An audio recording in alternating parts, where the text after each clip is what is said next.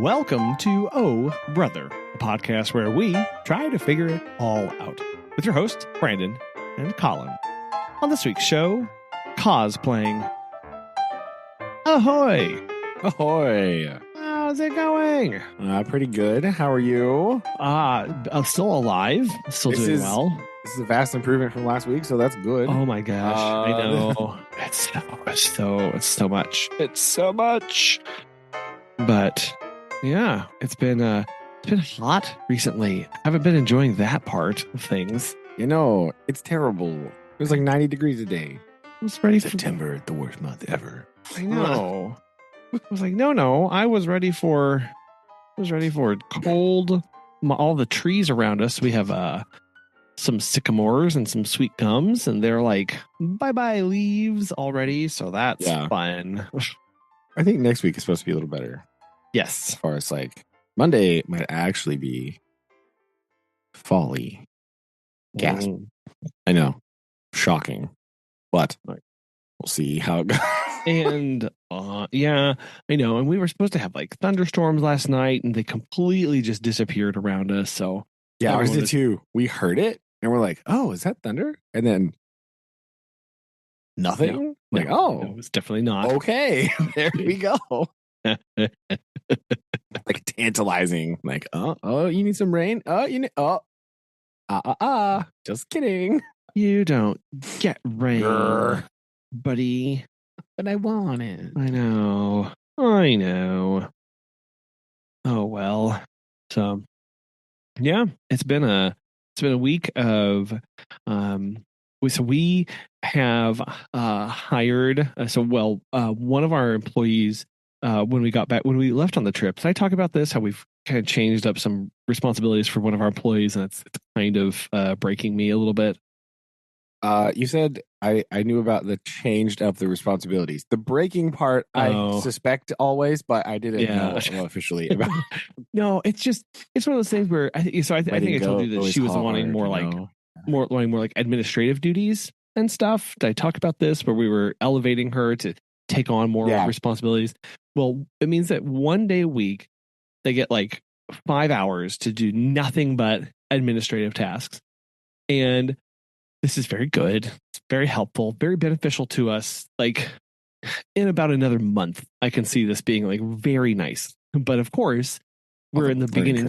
We're going to be, so there's a learning curve for everybody involved. So what that means is like, I having to train on all of this stuff, and then it goes by really slow. But then we keep finding new, what about this one thing? And it's like, oh yeah, that's actually a 45-minute discussion, and it's just like one button. So, how do I? And of course, I'm having to do all of this remotely, so lots of Zoom calls. But here's the thing that I'm like, okay, self, pretty proud of this. All of our Zoom calls are recorded. So what I can do is I take my Zoom call recording, I take the audio, I throw it into the transcript program. The transcript program spits out a really good transcript. I take that transcript and I go to my friend, ChatGPT, and I say, ChatGPT, here's a transcript from an online training I did for an administrative assistant position. Take the relevant pieces of this and write SOPs. Boom. This has saved me so much time because I've already trained on it like one time. And at first I was like, oh, well, I guess I need to like save the videos or something. But no, like that is actually not helpful because, the videos are me kind of like rambling and stammering and stumbling around as I'm having a conversation with the person. Yeah. And so it's actually very unhelpful if somebody's like, how do I do X? Because when I'm training this person, I'll start being like, okay, here's X. Oh, but also along the way, let me just take a brief moment here and talk about these other 17 things that are kind of closely related to this, but not like start to finish how to do this. So it's a little jumpy if you just wanted to sit down and learn how to do something. So Yeah. that's actually been really, I've been having to lean into that a lot. And it's been helping the process go by a lot smoother. This is great. This is something that you need to tell the people that run our student information system thing, because they just keep sending out emails being like, here's our latest training. And it is just like a Zoom call with some random tech dude, and like they just sort of talk about random junk for forever. And you're like, this is the least helpful thing I've ever seen in my entire life. I don't watch them because I don't care to know about the secret superpowers that this program allegedly has. I just need to know how to take attendance. That's really all I need to know about. Yeah. That's all I need to know. And so they keep sending all these videos and all this weird stuff. I'm like, I'm not going to watch this because they're not good. And like, they're real bad and boring and not helpful. So I don't know. Why would you send me a link to a recorded Zoom call that you did training with for somebody else anyway? Because for the reasons you said, because they ask like very specific questions that are only related to like the thing that they're doing. And I'm just like, I don't care about any of that. I don't know what you're talking about. No, I think that is probably, I mean, not only is it exceptionally lazy, but it's exceptionally damaging to everybody involved, because, yeah, buried deep down in that video is your relevant piece of information, but you don't know where it is. You're just hoping that they're going to stumble across it. That's like basically what I'm trying to do is, and because here's what I want. I want, like, I sat down, I did a 45-minute call with this person, and I talked about 1, 2, 3, 4, 5, 6, 7 different things. But they were all kind of like, it was messy, all intermingled with one another. And like, I kept jumping back and forth. And as she had questions, I'd go back to this other one and we'd loop around. It's incoherent. So like, but I mean, if this person wanted to copy that video, that would make sense. Right? Yes. Because they'd be like, oh, I remember we talked about this, but like, I don't remember exactly what we said. So, blah, blah. So it's like only good for them. Right? Yes. Because they were there and they can follow the flow because they were part of it and they were part of the interactive process. Anybody else watching it is just like, what the heck is going on? I don't understand. Yes. Exactly. And that is where that's where it just falls off a cliff, because it's great for that person to reference, but on the other hand, it's not right. It's not okay. And so I hate that whenever I find a YouTube video of somebody it's just them on a troubleshooting call with a friend, and it's like, this is actually this is not helpful at all, people. Like, this is the least helpful thing in the world. So I want to be able to have, here is the video to show you this, and here is the video to show you this thing. And I don't know, like, all together, sure, you could string them all together, but I also just want like the 35-second clip that shows you exactly what you need. And because I've had to do that with some of our, like, the software that we use. They are really good about having a 45-minute long YouTube video, but I'm not sending that to a client, right? And how to do something. So I have to download the YouTube video.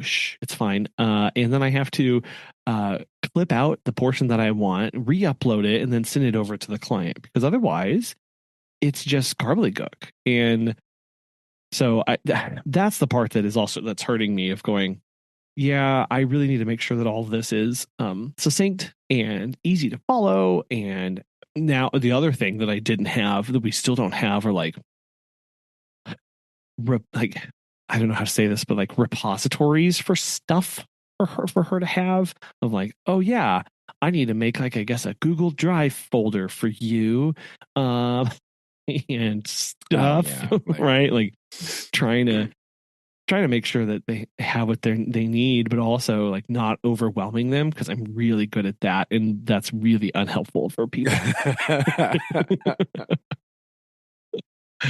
Really unhelpful. So yeah. That's true. But it's fine. It's fine. Everything's fine.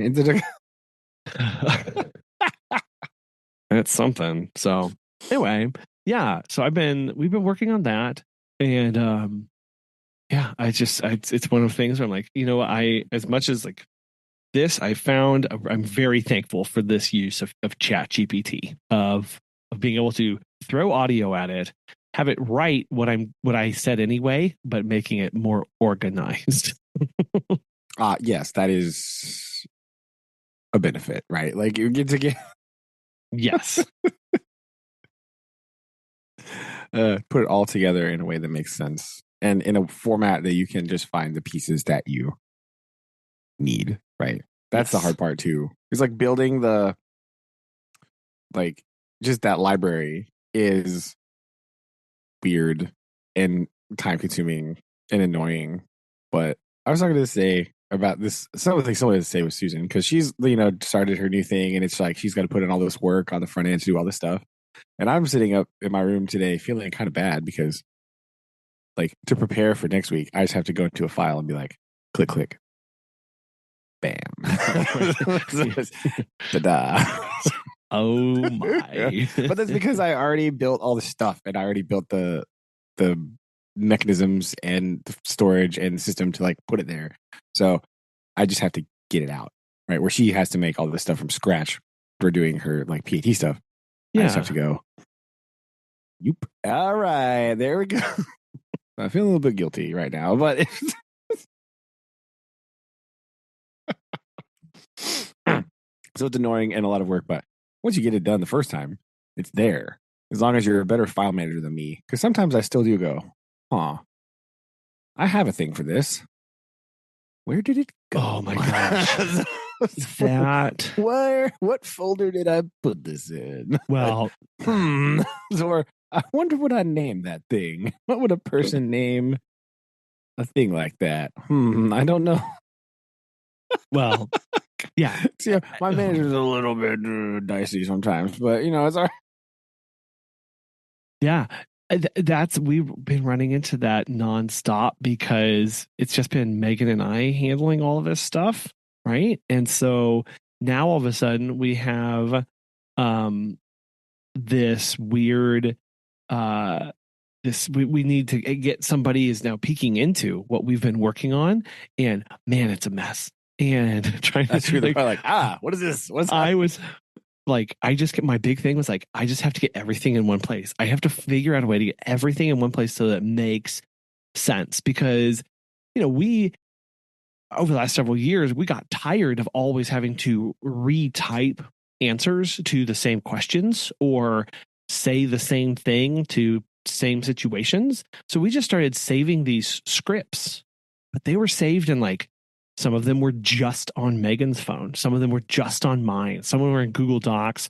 Some were in our emails. Some of them we would just go and find find the last person who we sent it to, and copy it from there. And so like, oh yikes. Yeah, I was like, oh right, that our employee can't do that because they don't know where anything is. So I have to put it all. You barely know where it is, so they definitely can't find it. Yeah, it takes me 6 minutes to just like search for stuff. So I need to be better at this. So yeah, that was a big one for us, of just collecting all of our scripts and all of our little tidbits of text that we send off to people so that they have it. So she can just go and click right to it, copy and paste it, not have to worry about, because we've already written it once. So it's like, it needs to be somewhere. And that's been another one. So, yeah. Oh, the other one. We were like, oh, you just need to, which she knows how to schedule visits and do all that stuff and move things around and time block and whatever. Super straightforward. And I was like, okay, great. I need you to do that. And then there was like this weird pause. She goes, well, I don't know when like other people work.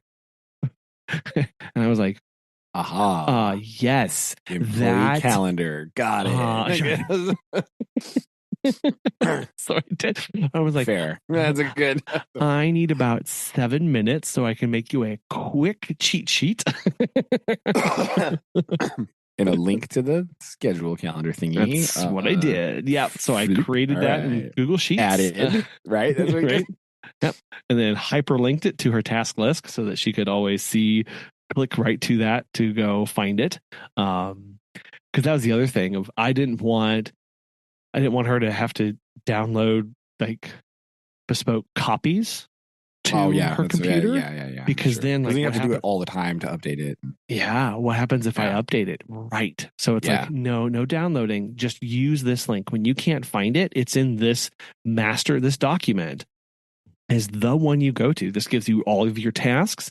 It has all of the links to everything you need. Like this is the one that you need access to.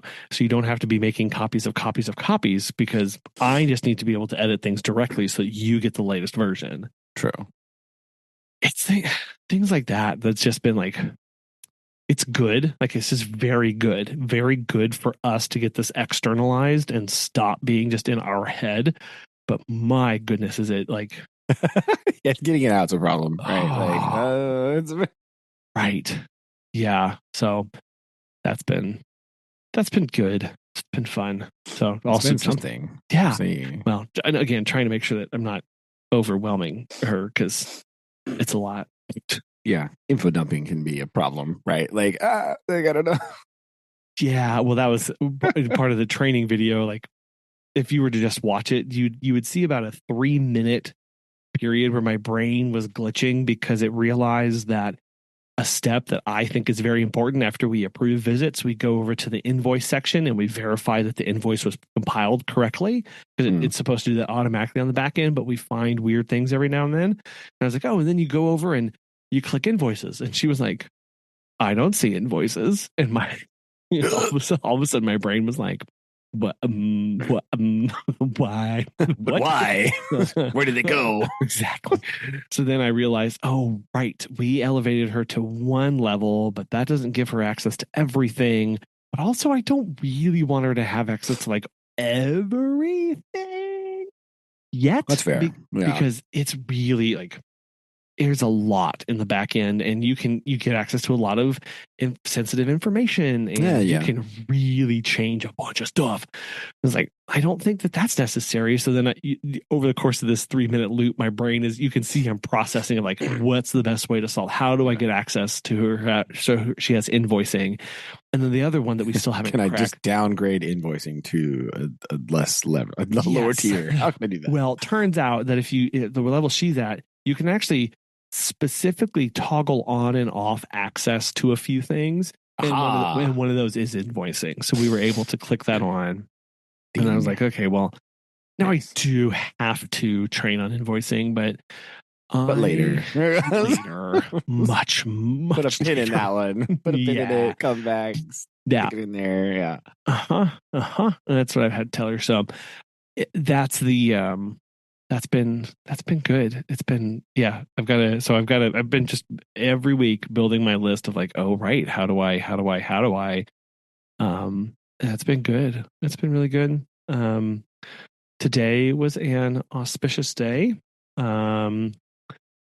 We, obviously the kids' birthdays are coming up and right. Exciting weekend. We told, we were like, look, random new dog. Happy birthday, everybody. Hey, there you go. Happy birthday present.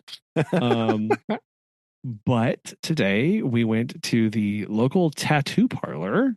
And we did not get family tattoos. No. Which is what I was really like, could we do that? Maybe. No. I don't think so. I think you can do that. I think they're a little too young for that yet. I think that's how that works. But not too young for one of them to walk out with pierced ears. Good job. No. Oh, no. No. Man, there we go. Yes. Look at that. And I'll tell you, pick out some flash for later. Like, well, bookmark that one for. Yeah. So we've got 4 weeks to figure out exactly what we want in this. We've got to leave them in for 4 weeks.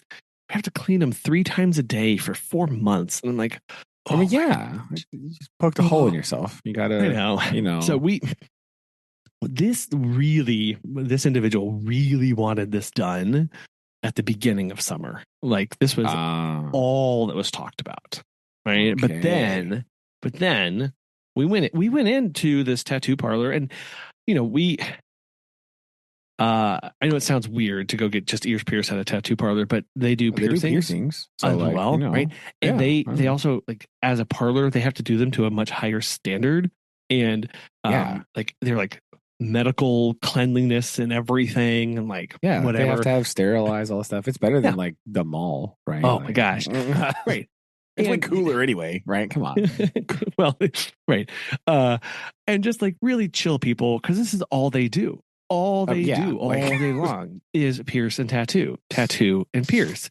They've pierced. Yeah, they're kind of good at it, right? Yeah, they've pierced everything on all sorts of people. Like, yeah, literally, we're good.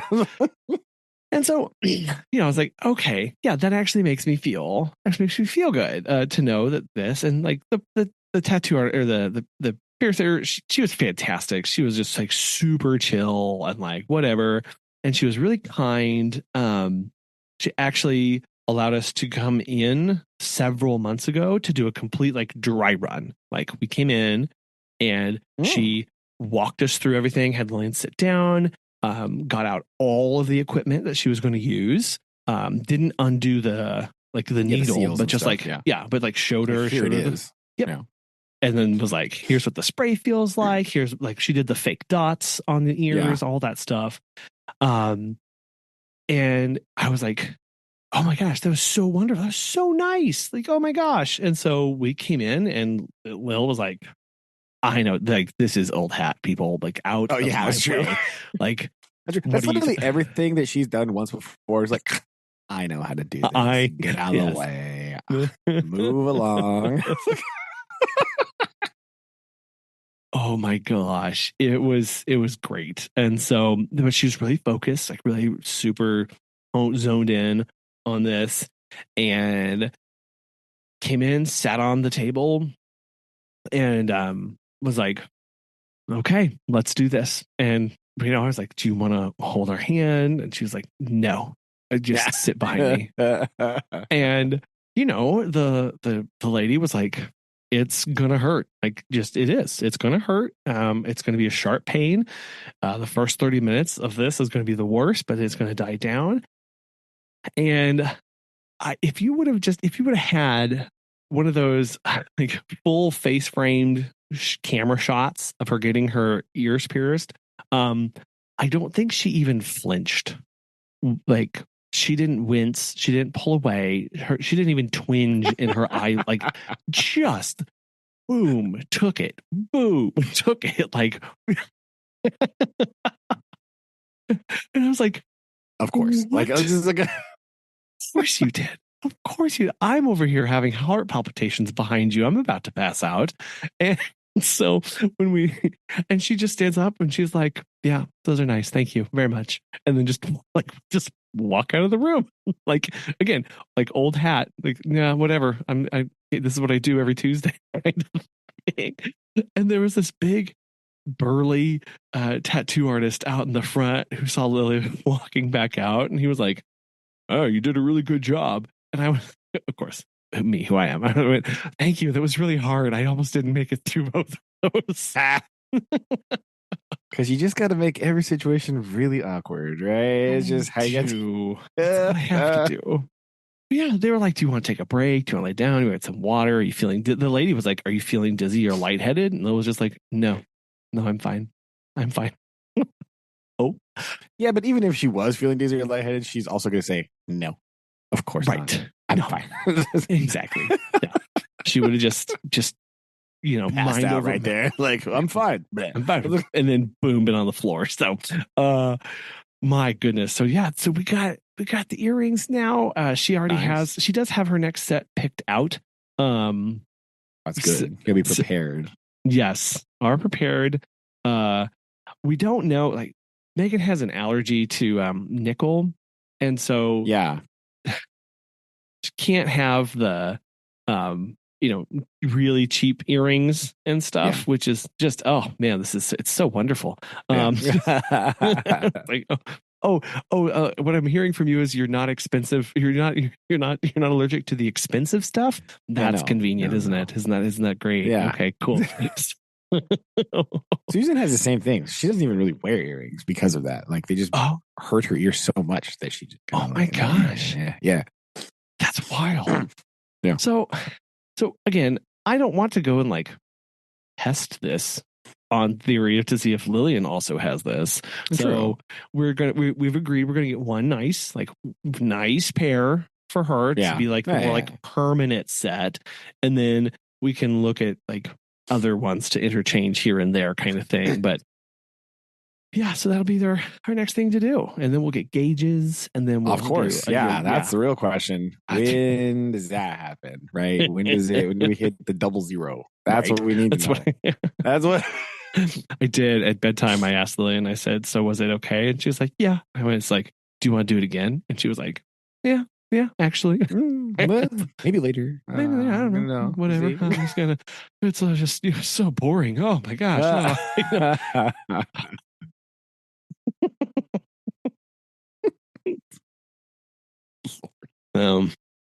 Yeah, that was our big excitement this week. A pretty exciting event, though. It is. That is a milestone achievement. Oh, I know. Oh. There you go. Boom. Very nice.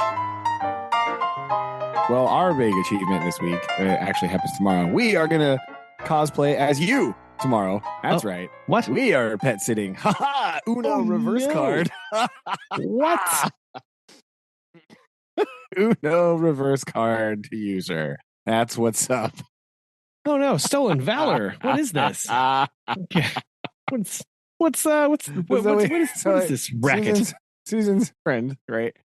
She has like 5 dogs, right? But there has been dissension in the dog ranks, right? Ooh. So this really strange event has occurred where the eldest dog and like kind of the boss dog, right, has passed away like half a year ago or so. And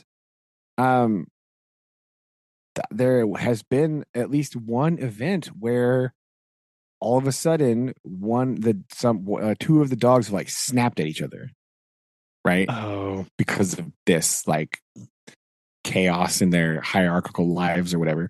And so there was one event, I guess it was like quite bad, and the other dog, the dog that we are watching, is holding a grudge and will not go near the other dog, who is like apparently, according to the owner, trying to be like apologetic and like trying to play it off like nothing happened, right? Trying to make amends. And this dog is like, no, it doesn't want to be around them right now. So she has to go out of town for like a family thing. And so the normal person is going to watch the other dog, right?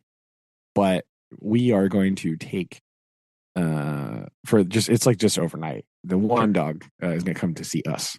So that it can like, because the other person can't be there like the whole time. Yeah. Right. Yeah, and to watch and stuff. Yeah. So they'll be coming and going and like feeding and watering and letting out and all the stuff, but they won't be able to be there like all the time.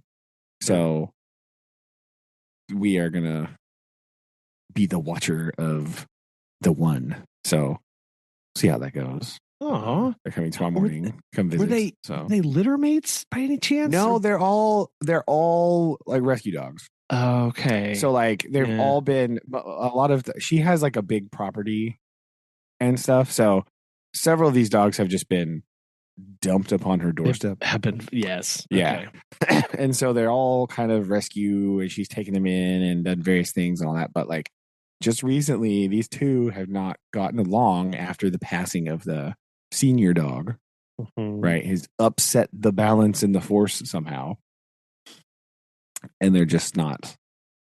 They've had at least one incident that was pretty intense, I guess, and the other dog is just like not forgiving them. It's like, nope, you stay away from me. I don't want to talk to you, right? That's hard. That makes it really hard.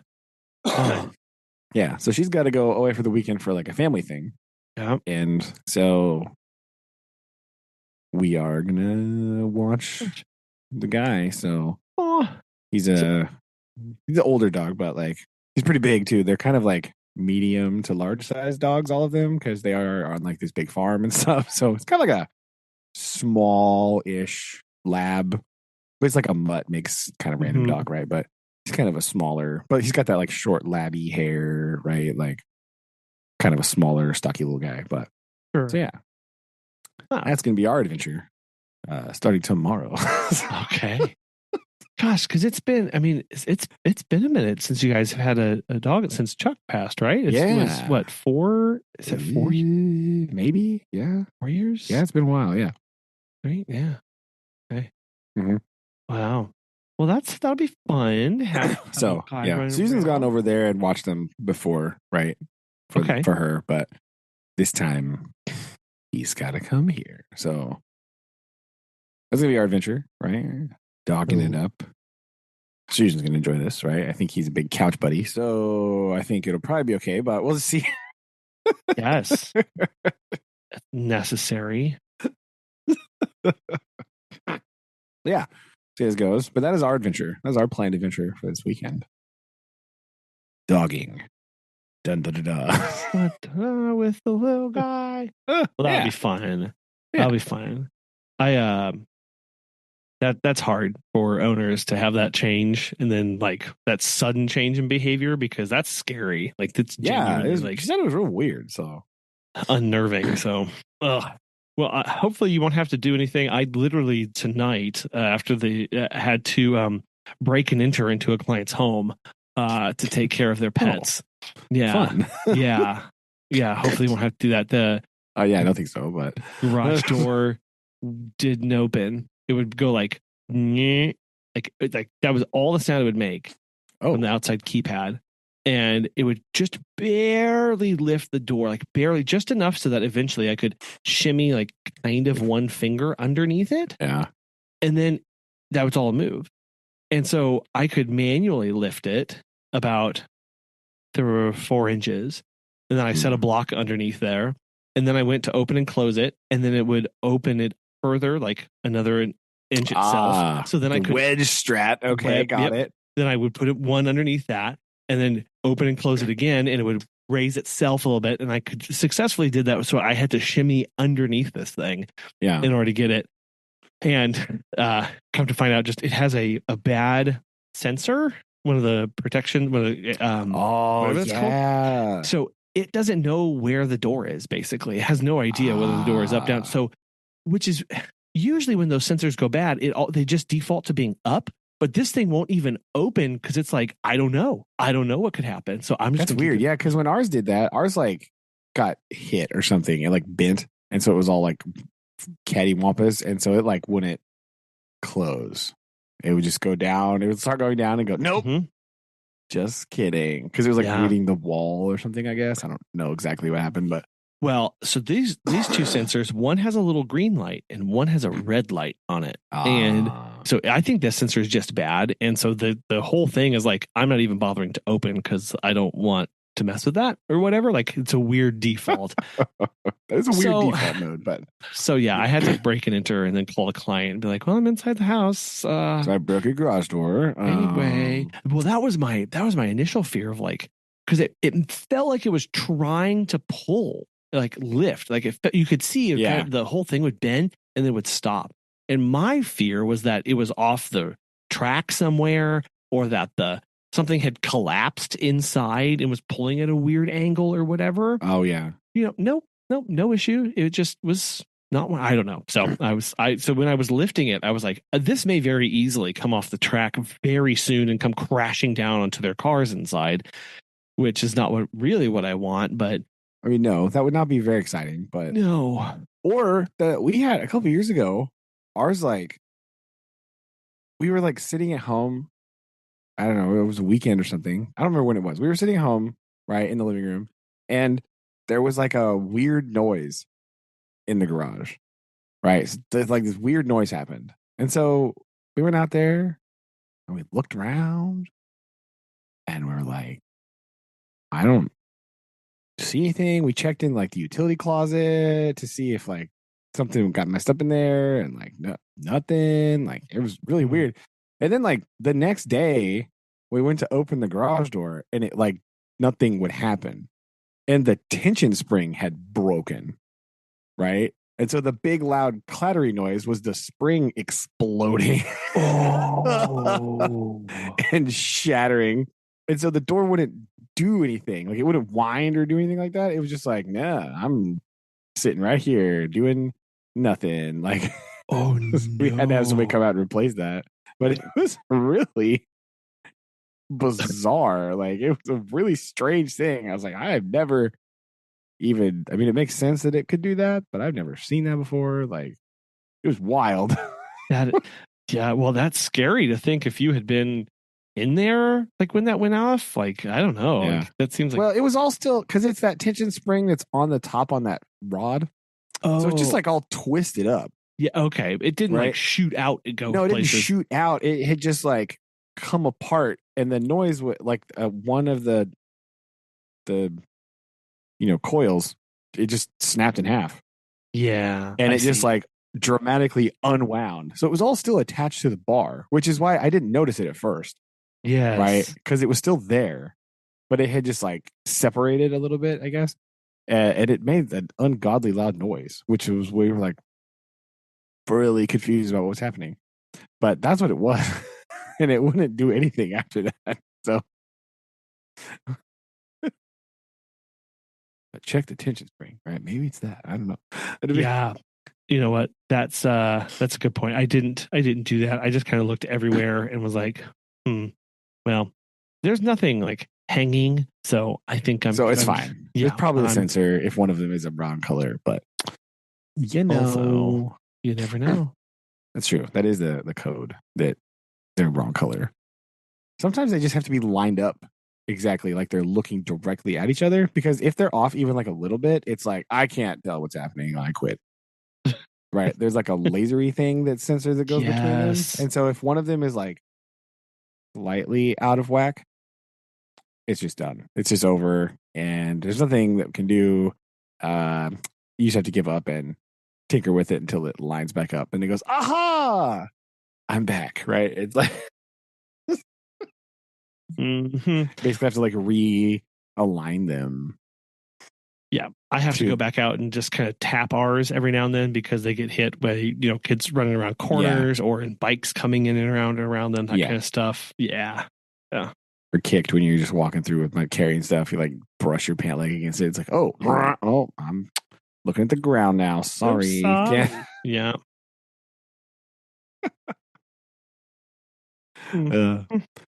Well, I have an important question to ask you. Oh, right. I want you to weigh in officially on this elephant in the room, right? Because this is a show primarily about nostalgic things and elephants. I need your official stance on the reformation of Linkin Park here. I need to know. The internet is abuzz. And I need your weighing in. I have many thoughts, but I am not as big of a Linkin Park fan as you are. Yeah. So I need some commentary here. I need some insight into this situation. Yeah. This is one of those very, very this is hard when it's happened a few times over the years, obviously, where in bands specifically, lead singers die, drummers, get replaced, people have to step out for drug reasons or family reasons or whatever, but the band itself persists. I know a lot of bands who there's like the main guy who started it, but everybody else changes over the decades just because it's just the music is what's important, not who's performing or who's doing the guitar player, and everyone kind of adds their own style and unique. I mean, that's kind of like the Beach Boys situation, right? That's a band that's been around for like just ever. And so there's just a bunch of random different people in it from every once in a while, but it's still, they just play all the Beach Boys songs, right? Yes. And it's just kind of like indistinguishable. The other event is like you said, maybe a member dies, like AC/DC, right? And they just like stick somebody else in there and keep going, right? And it's just kind of like pretty similar. It's basically the same thing. It sounds a little bit different, but whatever, right? I think problem number one with the Linkin Park situation is Hybrid Theory is like a genre defining a moment in music history, right? So like that's kind of an odd thing to work around because like again, not to throw shade too much at AC/DC, but like overall in the grand scheme of things, just kind of a rock band, right? Yeah. Solid, yes. Good, yes. Genre defining, no, not even a little bit, right? Yeah. Right. No offense, AC/DC fans, but like, I mean, come on, like, And so, all AC/DC songs sound the same. It's that works. I think it's very good that they're coming out with a new singer and a new album in pretty quick succession. I think that is, I hope that means that they are trying to, in a sense, redefine who they are personally as a band. It sounds like it from the single, yes. Right? Yes. It's like the single is Linkin Parky, but like different. You know what I mean? Like you're kind of like, yeah, that's it. There's some of the traits are there. Yes. But it's not like trying to copy themselves. You know what I mean? Yeah, they're not going back to Hybrid Theory going, what we need to do? We need to re-record Crawling. That would be a really good thing to do right now. No. And if they're smart, they will. It's hard though, because people like Linkin Park. And so when you go on tour, I would hope that on tours and such, they would lean more into more recent music for them as opposed to dipping back into. But they're going to have to play some of the stuff. They're going to have to. Yes. And just especially right now because they only have one new album. One. Yes. Right. And they did play that show where they did play old songs, and a lot of them weren't that bad, really. No. Good, right. No.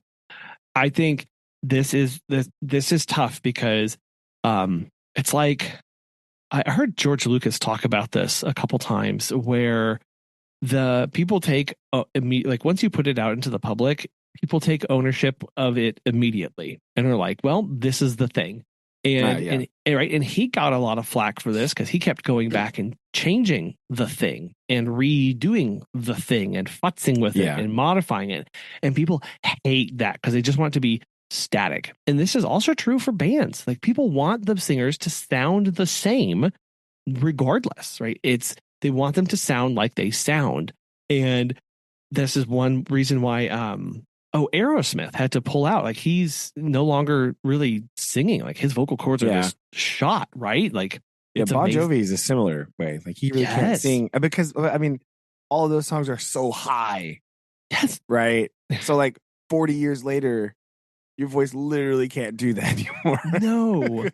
No. And you saw this evolution with artists as they age. It's just part of the aging process. You can't hit those notes anymore.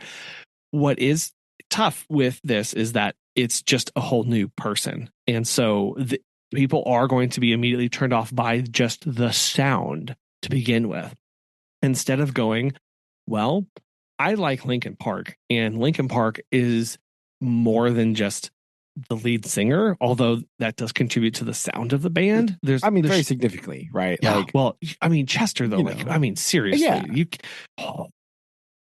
So yeah, I mean, I think that is the other reason that people are like some people don't love Linkin Park. They love Chester. Mm-hmm. Right. Yes. And so like it's a little bit weird because like they're just like, yes, Linkin Park is a vessel for Chester. Right. And again, it's very traumatic because of the manner of Chester's death, right? Trigger warning here, but like because he did commit suicide, because he did have these things, these demons that he was dealing with, right? It's a very delicate situation for a lot of people because they have a lot of emotion tied up in that, right? And so anything at all happening is like really a difficult situation for them because they just love Chester only. Not only, but like mostly, right? And so they have all their emotions tied up into that aspect and not necessarily like, well, yeah, the other guys probably want to, they miss him too. They even talk about it all the time. Like Mike Shannon talks about like every single interview he has, he talks about Chester, right? All of them. Even the new ones with the new singer, he still talks about Chester all the time because they were buddies and they were friends and they, had a lot of stuff together and for they almost were 20 close. years, right? Like, yeah, we're over 20 years. Yeah. Yeah.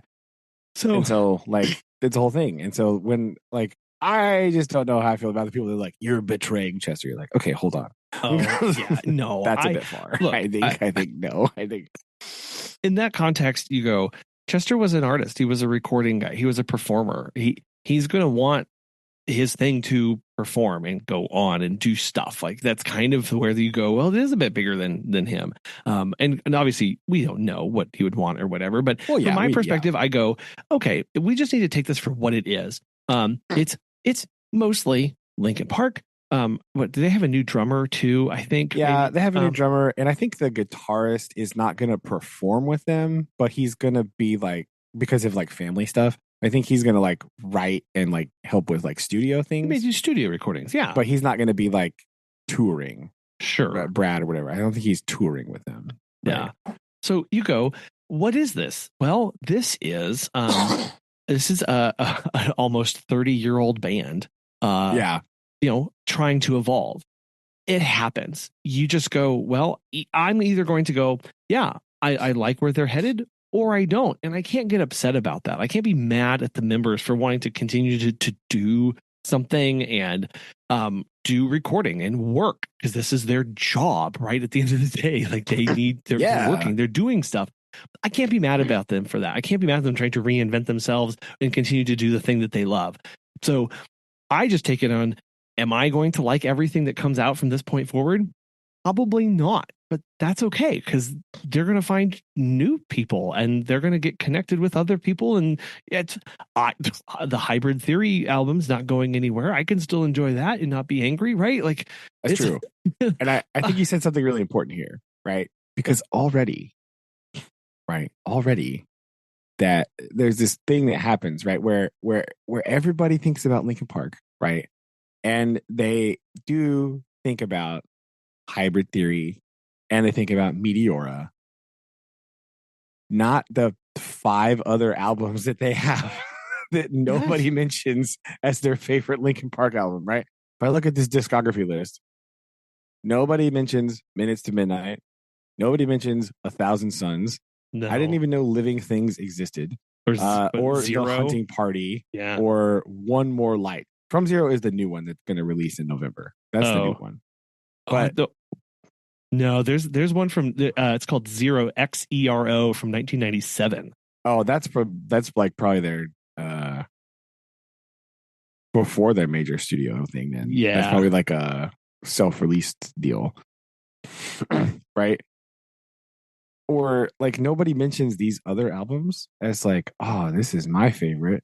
You're like, well, no, because they're like, oh, this is kind of like Linkin Park sound, but like the new stuff, like the people that I heard commentating on this, I heard them mention like later albums' names for what it kind of reminded them of, right? So it's similar to like later Linkin Park, which some people already didn't like. No. So like, no, exactly. So to be like, I don't like this. Like, we already didn't like anything after Meteor anyway. So what are you mad about? I know. Yeah, let's be very real here. Right. When we go to Hybrid Theory 2000, Meteora 2003. Yeah. It is very telling. It is very telling if you listen to somebody who likes Linkin Park, who talks about One More Light, which came out in 2017, or even Minutes to Midnight in 2007. The gap between Meteora in 2003 and Minutes to Midnight in 2007, it's decades long. Like that is a very different group of people who are their favorite is the Minutes to Midnight versus Meteor. Like you can't again, can't deny that. And so to go, they're coming out with an album that says From Zero. It kind of sounds like they're going to be starting from where? From zero as a new band in 2024. 24 years, basically 2.5 decades after Hybrid Theory. I hope they're different, right? I hope they're not just playing the same stuff. and they're not and this is the part that really gets people angry about this is when you go, they're not for you anymore, right? They're not for you. They're not for me. And people get really offended, right? Because what happened? You changed the thing. They changed the thing that I liked. Yeah. But you're also not an angsty 17-year-old anymore. I mean, right? I mean, part of my soul this is why I still like a lot of the music that I liked when I was 17, right? But I don't like modern music for angsty 17-year-olds because I'm not a modern angsty 17-year-old. Yeah. Right? Does that make sense? Oh, yeah. Right? There's part of your soul that gets stuck musically in a certain stage of your life where it's like really important because you're like emotionally developing and you're doing all this stuff. And so that music is like hyper important for that moment. So not only is like you've tied a lot of this stuff to your own self in such a way, it's like deeply personal to you in a certain way where like it's not rational, right, at all. And there's no way to rationalize it, but it is true, right? It is there. It is a thing that exists. So you can't maybe you don't like. I mean, if I look at the sales figures from just Minutes to Midnight versus Hybrid Theory, 7 years, right? Worldwide sales figures, Hybrid Theory, 32 million records, right? Minutes to Midnight, 20 million. Yeah. Right? Already, right, we have a discrepancy. Right? Already we have a thing. Don't even get me started on 1,000 Suns because that's less than 1 million in the US only. Oh no. Yeah. A decade after Hybrid Theory, they're less than 1 million. And that's exactly. People go, I like Linkin Park. What they really mean is 17-year-old me, 16-year-old me, 15-year-old me in 2000 likes Linkin Park. Yeah. And they're an important band in who I am and who I became and who I was at the time. You are messing with a part of how people have defined themselves and their interests that in their mind, it's still the same band and they haven't bothered to look at anything new or modern. And because if they were 17 today, what would they find? What would a 17-year-old be listening to today? Not Hybrid Theory, if we're being perfectly honest. Nothing that cool, probably. But nothing. Again, not biased at all. Everything's fine. No. Yeah, but it's exactly right. And even after that, like Hybrid Theory is their best-selling album. Again, this is a very genre-defining moment in like music history because I do remember when Linkin Park came out, like everybody was like, "Oh, hello, what in the world is this?" Like it was completely new, completely different, like crazy, and so everybody sat up and took notice. Right, the whole world literally went, "Oh, yes, what's this?" Right. Just a side note. I'd like you to know that some of these sales figures include cassette tapes. So that's fun. There's Hybrid Theory cassettes floating around out there that you could probably find on the internet. That I might need a Hybrid Theory tape. That might need to happen. Anyway, what I need to do. I also think even though it is a controversial decision, right? I think having a female singer now does distinguish the eras of Linkin Park very differently, because I think it would have been like a really bad idea to go out and been like, oh yeah, this person sounds really close to Chester, like almost exactly. We should get them to sing for us. Like, that would have been a worse plan, I think. Yes. Again, You have to think about from their perspective, like what do you do? Your band, you want to keep going. Nobody's currently in the band is a lead singer. What do you do? Yeah. You're going to go all acoustic? Nope. You're going Yeah, to go and probably find not. the Yeah. What are you gonna do with Mr. Han if you go all acoustic set? That's no yeah. good. Like, No. Are you going to go out to the impersonator circuit and try and yeah, find a Chester impersonator? there is one. There's several that are really good, Yeah, right? but like how to actually offensive sing, to the yeah, fans, right? Like how offensive I to think it's more bad, right? way more. Like, oh no, because that says, oh, we are replacing Chester. Look, Yes, we because what they are saying is, yeah, you're right. The only thing that differentiated us was Chester, so that's what we have to do. Here's new Chester. Right, welcome. Mm-hmm. But what their smart thing to do is, we want a new sound. We want to still pull from our experience and how we've tried to define ourselves, but we want to be new in some way. And gotta be honest, lead singer is a great way to change your sound from top to bottom. So you just from as much as I go, I don't know if it's for me. Like I could listen along. Not sure I would actively go out and buy the new album. But I get what they're doing. I understand. It makes sense. It's important and it's part of what musicians do. And I hate to be so practical about it because again, they are one of my all-time, I mean, just me bands from top to bottom. But I have to go right in my I hope to not be the same person running the same business, doing the same things in 20 years from now, right? Like, no. Yeah. So you got to give them props for at least for trying and for doing something that they are still passionate about. Yeah. And I think Mike kind of talked about it in an interview that I saw of him because I was very drawn into curious about this whole thing when it happened the other week. But like, he was talking about how like they do like every once in a while they would get together, just like bring in people and just like play and like kind of mess around, right? Sure. And like he said, the reason they settled on her as the singer is because whenever they would play together, they would all just kind of look at each other and be like, "Oh, that sounds Linkin Parky." Right? Oh like, yeah. Like, oh yeah, this is kind of vibing. Like some of the other people was like, "Oh, that was fun," but it wasn't like, the vibe or whatever. So, no, I think if they like it, good for them because like they have songs they probably need to write and because they're musicians they need to they need a creative outlet and stuff, so yeah, I don't care, right? Like I just think it was very interesting, the drama that has unfolded around this. And you said that too of at the end of the day they were sitting around going, oh, that's the sound that we're looking for. This sounds like us. What more could you want from a band? Like you don't exactly. I don't want a band who bases what they do, based off of what I want them to sound like, because that's not how music works. Sorry, people. Musicians do what they love and they pursue it with a fiery passion because they're passionate about it.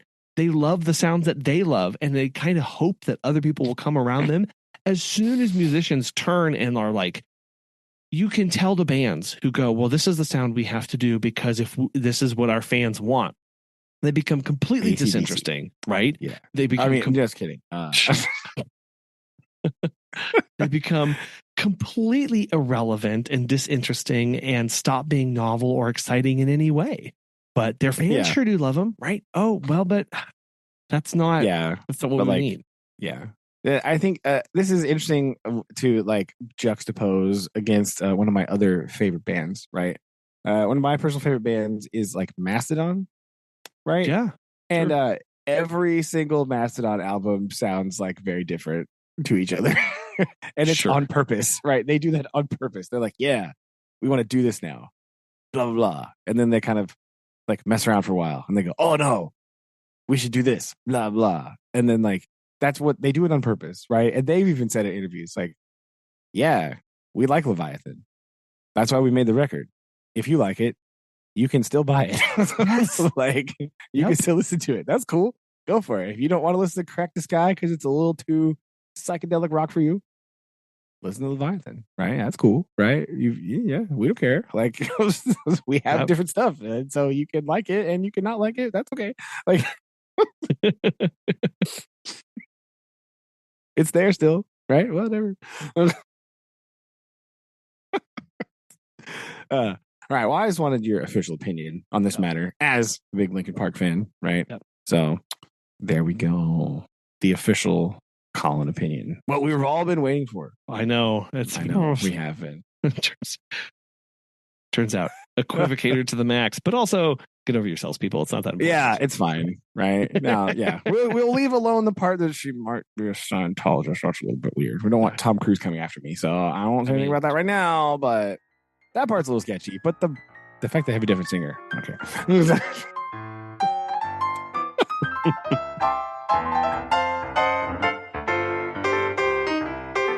Oh goodness. Oh, excuse me. Well, I think we should turn now to go back to the future to jump ahead in time. Yes. Right. I was trying to think of a good segue, but I failed. So I was sitting here thinking like, I gotta find. Anyway, oops, and I have rewound the book too far, aka flipped too many pages backwards. Here we go. Yes. Right. We left on a good spot here. Because our next chapter is 3 years later. Yes. Right? I will say these 3 chapters are wild. Right? They're insane. This is a lot. This is a lot of a climactic event. It's like right here. We're only 2 chapters away from the end. And this is like a complete paradigm shift has occurred. Like, oh my goodness. Last we left our hero, or however we're going to describe Hank here, right? He had our protagonist at least. He had just defeated knight errantry for good. Excuse me. And pardon me. Yes, he did. Returns. Yeah, and he broke the back of the knight errants, and immediately, not wanting to waste any time, exposed the whole plot. Right? He threw open. Hey, he exposed the fact that they had all these schools and workshops and factories and everything, and he just thrust the 19th century upon the 6th. Right? Because it's always good to follow. I think the quote is, "It is always a good plan to follow up an advantage promptly." I think that's what he said. And so he just let her fly and brought out the modernization immediately, right? And he attempted to use the knight errants as his like messengers / missionaries of the way, right? And because they were used to gallivanting around, and so he just sent them off to be proselytize the revolution and go around and convert people to modernity. That was the plan. Yes. Well, and is it in this chapter or was it further down where it was this one where he's talking about the trains, and he kind of made certain positions in the new kingdom like to be kind of like sought after so that he could scratch their ego and get them to work for him. Yeah. So like nobody on the train was less than an earl or whatever, right? Yeah. Yeah. He was basically like, man, I need to get these guys to scramble for these and get them out of my hair and get them make useful. So, this is this position is just so wonderful. Position. Super important. I love that.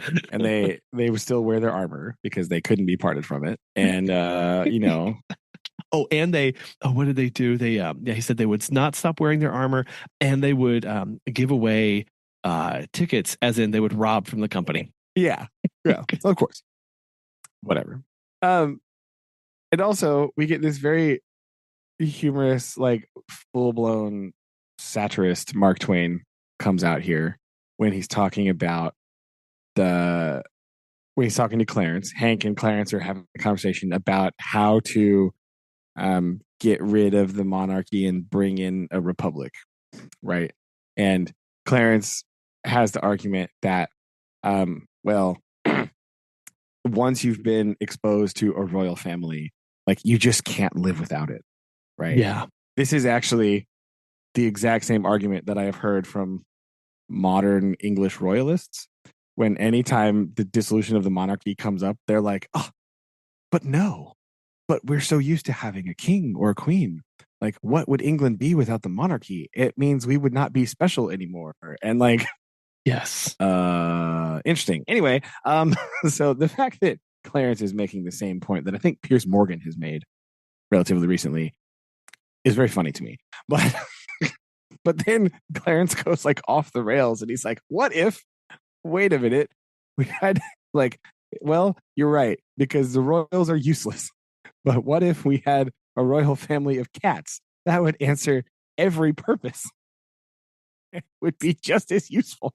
And he goes on to describe this whole page. It's like talking about how it might actually be more useful to have a royal cat family than an actually royal family, right? Because you could have the pomp and the circumstance and the ceremony and the titles, and everyone would fawn over them, and they would know about as much as the king and queen anyway. mm-hmm. And then you could just have them as figureheads, but they would be much easier to take care of and much cheaper. And then he starts meowing at the end of this. Like, man, he does go into like full blown thing, and it was really funny. Like he was like half joking, but also Hank was like, it's not a bad idea. Like, I don't know. Yeah. He had pictured a distinct and perfectly rational and feasible improvement upon constitutional monarchy. Right. So weird. Like, wait, I'm sorry. Wait, we're not actually doing the cat thing, are we? Cat family. Right. Immediately after this, oh man, we have this chapter is all over the place. We have a bombshell dropped upon us right here. Right. We get a little bit more backstory into the situation in the following chapter. But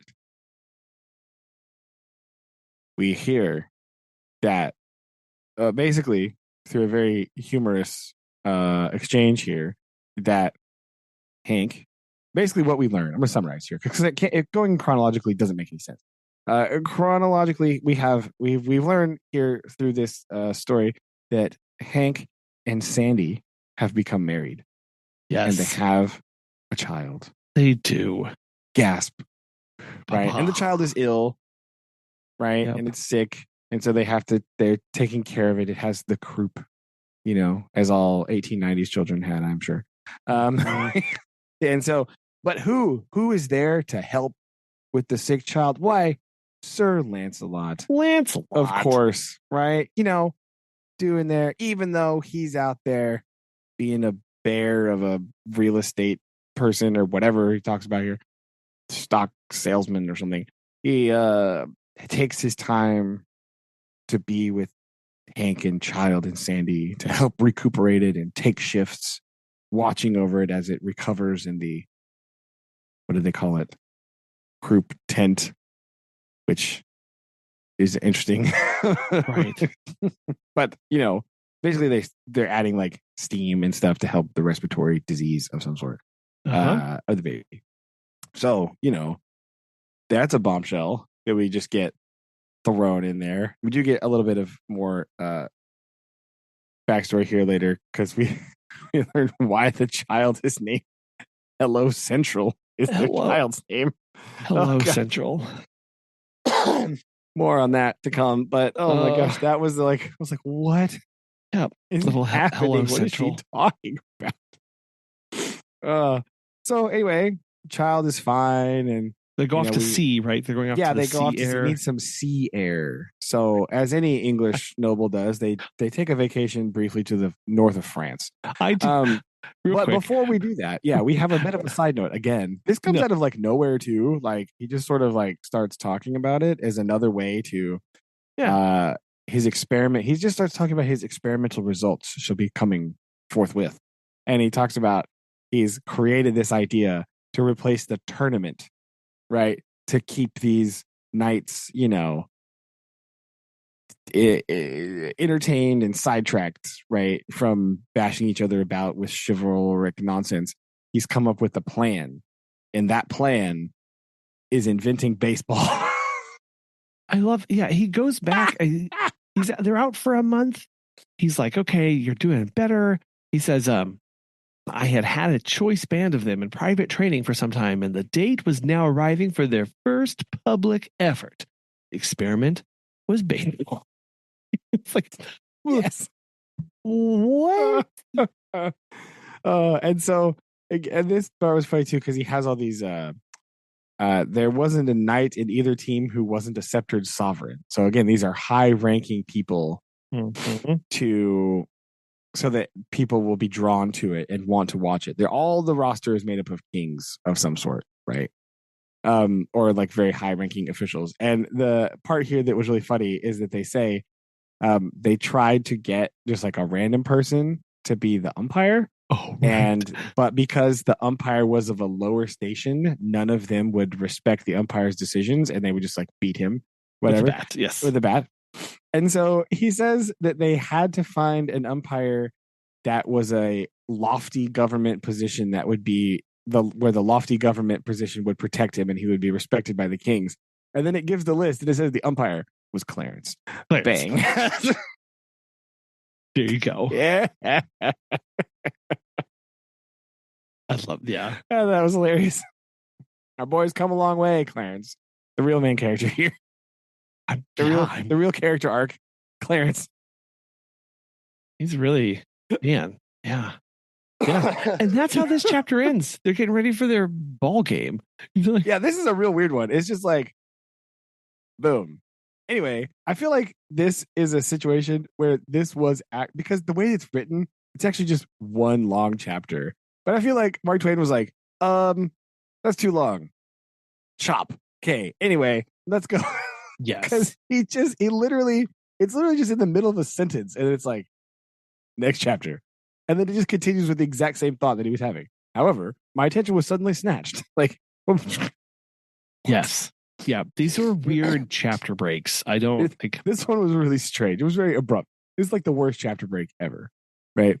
But now we have we get a little bit of backstory on this marriage situation, right? We get we figure out how him and Sandy came to be married, where he remarks on the fact that due to chivalric customs that she was his property until some other knight should win her. But she did, hunt Britain over for him when he was MIA and kidnapped as a slave. And he just decided that they should get married. And then he was like, actually, this was a great idea because she's awesome. So she finally won him over. He's like, turns out she's great. And then the best part here is when they're talking about this, he's talking about his dreams, and apparently he's been talking in his sleep. And for whatever reason, he's been saying hello Central in his sleep. That's what he's been saying because he's been dreaming of talking on the phone, I guess. I don't know. And so she mistakes this as like some sort of like important personage from his past. Yes. Right. And thinks that this is some sort of important long lost person to him because she thinks that's a name for some reason. And she says that she has preserved it here in our child's name. And he was like, what are you talking about? And then he plays it off. He does the Hank thing. He's like, oh yeah, I know exactly what you mean, but I want to hear you say it. Mm-hmm. Yeah. Yes. Right. And she says it, and he's like, I didn't laugh. I'm always thankful for that. But the strain ruptured every cartilage in me. And for weeks afterwards, I could hear my bones clacking when I walked. Oh, yeah. And then when she did hear him answer the telephone and say that, he was like, no, I have officially decreed that in honor of our child, all telephone calls must be started this way. Yes. Yeah. Definitely. That's definitely a real thing that I didn't make up right now. But yes, so they go and they're in the north of France, as all English people do. They talk about how much they hate France and they go vacation there. All the time. That's just how it works. Because they get to leave their actual favorite parts. Yeah. So they go there, and then they're there for a month or so, right? Roundabout. And then he's like, oh, well, it's time to come back.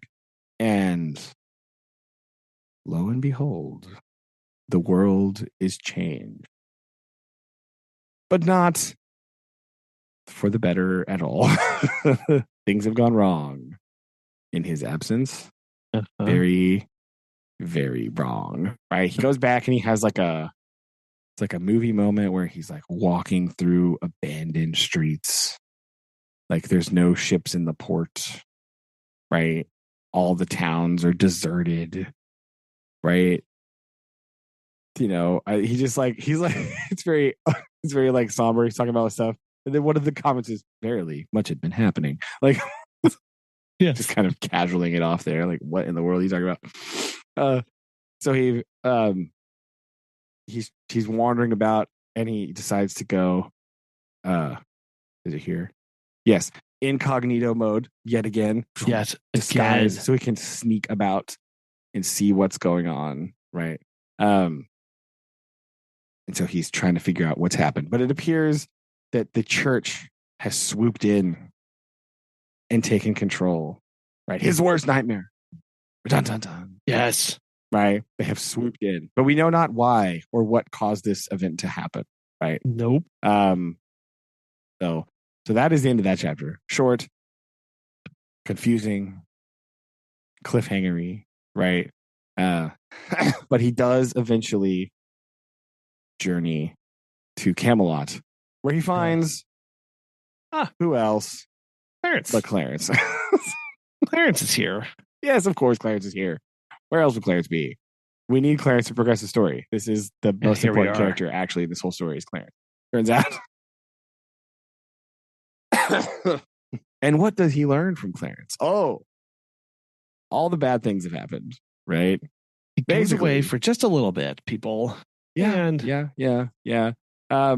We get the part of King Arthur's story that everybody knows about, right? But we've just been not mentioning the whole time that Guinevere and Lancelot have been a thing for a very long time. And the king has finally discovered this, right?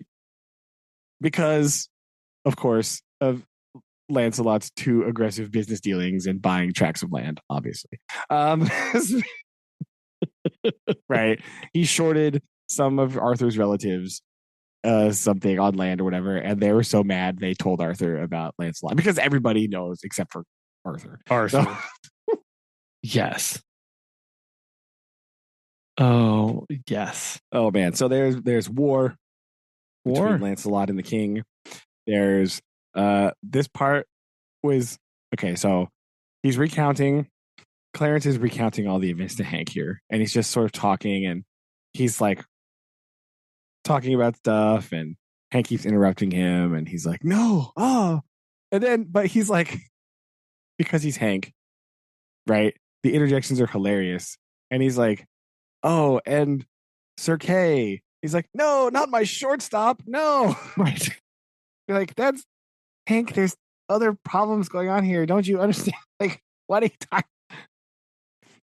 Stop with the baseball team for a while. Yeah, just if we look at important stuff going on here, and then he's like really impressed that like the war correspondence is going on, and he's like, oh, well, that's good. I'm glad we found that. He's impressed with all the wrong things. But my favorite part here is when he's talking about all the people that Lancelot killed, and he's like, what? And he says Sir Gareth and Sir Gareth, and he's like, what? Lancelot loved them. He's like, well, it was an accident.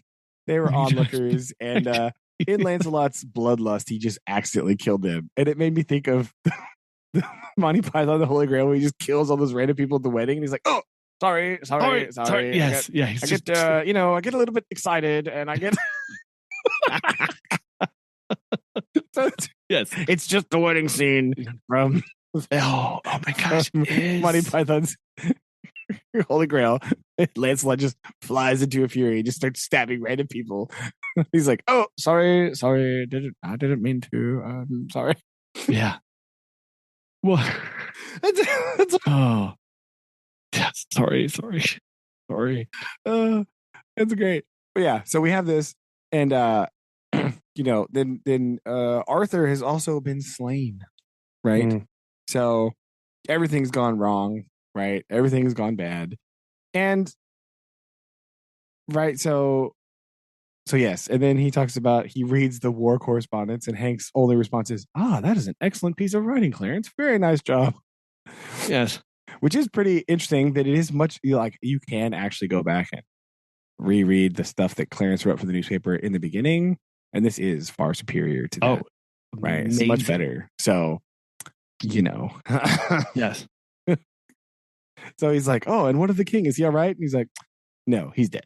So it's like, oh no. And the queen is now a nun, and everything is bad, and Hank is a wanted man, right? Because the church is after him for inciting all of this nonsense with his revolution, right? But don't worry, because Clarence has a plan. Everything will be fine, because Clarence, he has some sort of plan, right? But again, Hank has all the wrong conclusions to draw from this plan. He really gets I don't know, like way too focused on, you're right, he's focused on the wrong details, all the wrong things. Come on. But I guess that's him just processing this, or just like, well, but wait, I wanted to go in this direction, or like, I don't know, like it's weird. Yeah. And Clarence is talking about like, yeah, we have, all of our army is gone, because he's like, yo, did you really think that you could like unindoctrinate these people from a whole lifetime of doing whatever the church says? He's like, well, I did. He was like, well, you're wrong. Nah.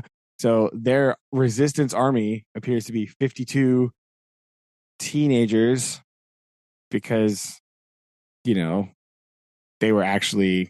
lived longer under the rule of the boss, so they're not falling back on indoctrination. They're like, this is just what I know, so this seems normal to me. So that's who they have. They have this. So Clarence starts telling me this plan. Like, they fortified the secret factory in Merlin's big cave, which I like that he says, not the small one, the big one. He's like, yes, that one. Yes, where we secretly established, again, it's all like, oh yes, where we secretly established our first grade electric plant, but we didn't want to use it. Yes, that one that we didn't want to use it, but we're going to use that it one now. That you totally remember that, right? We definitely told you about that, reader, earlier. And so he's like, yes, so they're guarding it, and they're gonna like reroute the wires to do stuff or whatever. And he's like, we built a wire fence. And he's like, yeah, he starts talking about how it's going to be like an electrified fence, and how it's like he goes into the construction details, because we know that's all Hank cares about, really. And he's going through and explaining to him how he's constructed, and Hank's like, no, you shouldn't have done it that way, you should have done it this way. Yes. And you're like, Hank, I think you're focusing on the wrong part of the fact that you have to now have a fortified secret layer. Not that there's too many ground wires. Okay, I think that's not the most important part here. Yes, and then he's so he's goofy, talking about how it might be too expensive, but use force for nothing. Like, you want, like, oh my, yeah, it's just ridiculous. Yeah. And then is this the part where he goes like, this is where he talks about torpedoes? Wait, yes. Yeah. Right after that, they had some sort of torpedo thing. This sounds like a landmine, right? This is a landmine. Glass cylinder dynamite torpedo. But the way that they describe it, this is code for landmine, right? And so they're like, yeah, we buried it. And then he goes, but you didn't test it? And he's like, Clarence kind of goes, we didn't test it. We've already blown up some church people, basically, is what he said. He's like, this interaction, he says, well, I was going to, but what? Why, it's an immense oversight not to apply a test. Yes, I know, but that's all right. I laid a few in the public road beyond our lines, and they've been tested. Oh, that alters the case. Who did it? A church committee. He responded, how kind. How kind. So they didn't really come to test the torpedoes, but they got tested. It's a bit of an accident, we blew them up, right? I do like the next exchange though is quite funny because did the committee make a report? And Clarence just says, "Oh yes, they made one. You could have heard it for a mile." Yeah, he says unanimous. That was the nature of. Oh Lord, like Oh, it's a great pun to just slide in there. Like, yeah, I got him. no. Like, it's really good.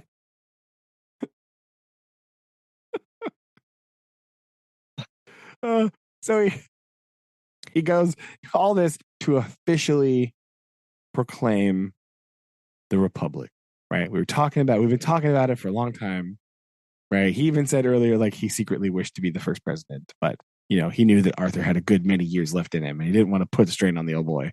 But he's dead now. So here we go. He officially authors, or dictates, rather, the official proclamation of the Republic, right? And he's going to have them all printed up and sent out for everyone to read or be placed where they can be read to them. Mm-hmm. Right. And he says, he does say where they'll be located.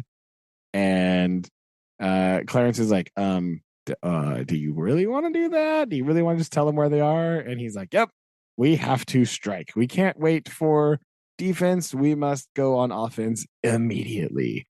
And so that's what they do. They says, we'll be ready to print these up in 10 minutes. And that's the end of the chapter. Boom. They say, and Clarence looks around and goes, it's a pleasant old place. I wonder if I shall ever see it again. But never mind about that. Blam. Yep. Boom. Yeah. And there we are. So we have reached a climax here. Some climactic, catastrophic event has occurred. All of the Industrial Revolution has been undone in less than a month. Everything has been made illegal. No electricity, no rail, no nothing. So here we are. The final showdown at Merlin's cave. I'm guessing. I don't really know. I'm guessing. Yes, I believe so as well. Because they sound like a very defensed position. So with landmines and such. Man, this Twain guy, he's pretty good. But no, I continue to not know where this is going at all. Yeah, it does. Yeah. Yeah, I don't know how this is going to end at all. I will say this story has gotten significantly better than the rambling chapters at the beginning, right? When we just like went completely off the rails and we're basically just like talking about like all kinds of other things. And it would just like turn to that. So the last half of this book, I would say, at least, is much better than the first half, in my opinion, so far. But I'm like you. I still don't know, like, what on earth is the resolution to this? Could this possibly be? Right? There can't be like an actual resolution, right? It's just gonna like end somehow, right? We know things that we know. The only thing that I know for sure is Hank will be back in the present at some point. Yes. Because he is telling this story to Mark Twain. Mark Twain. That is the setup that we had in the beginning, right? This is a story where the narrator is Hank. He is right. He's telling this story to Mark Twain, and Mark Twain is writing it down. That's the setup here, right? So again, accidental secret memoir, right? It goes with our theme quite nicely here. But right, that's all we know for sure. That's all we know is that Hank is back in the present somehow. Right? And because this is just a convoluted time travel story with no real rules, we know that he got to the past by being bonked on the head in a fight at the workshop. Mm-hmm. Right? So my prediction is going to be the reverse bonk strat, where he gets bonked again. Boom.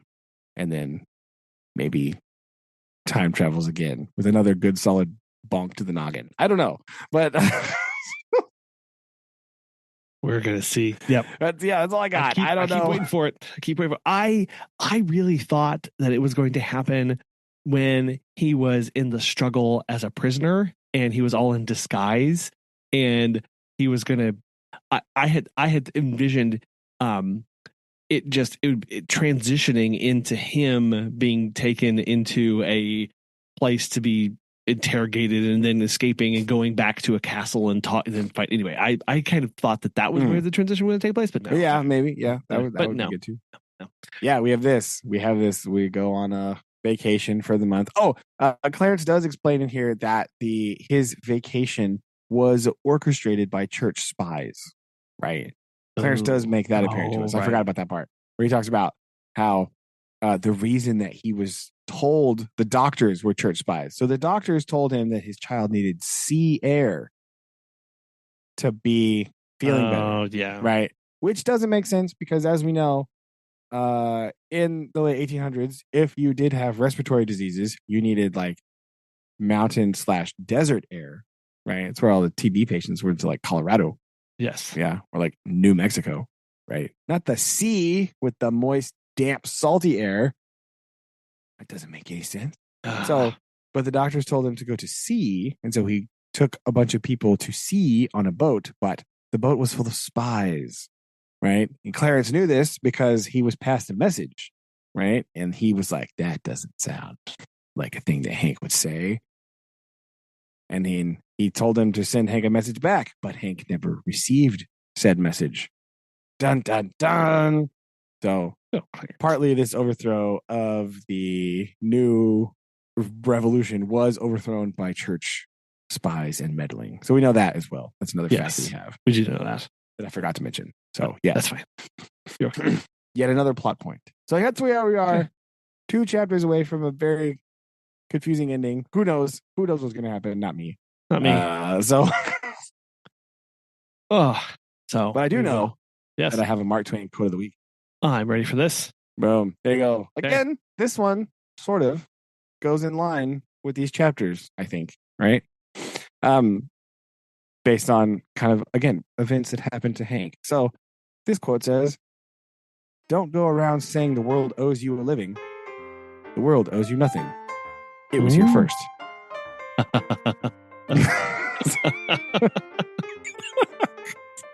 Yeah. This is inspired by Hank and his ridiculous attitude about all this stuff. So that's a good.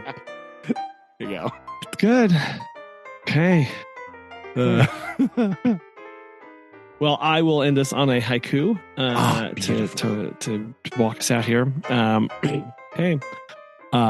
Tiny paws patter, little wiggles nub a blur, joy wrapped in soft fur.